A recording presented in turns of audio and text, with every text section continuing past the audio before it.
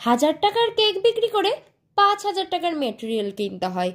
তার হিসাব কাকে দিই? তোমরা তো এসে কি সুন্দর বার্গেনিং করতে শুরু করে দাও, দিদি এত দেব না, অত দেব না, তোমাকে এখানে এসে দিতে হবে, ওখানে গিয়ে দিয়ে আসতে হবে, কেকের সাথে এটা দিতে হবে, ওটা দিতে হবে। তবু সব সময় চেষ্টা করি যতটা সামর্থ্য তোমাদের মতো করে তোমাদের পছন্দের মতো কেক তোমাদেরকে দেওয়ার।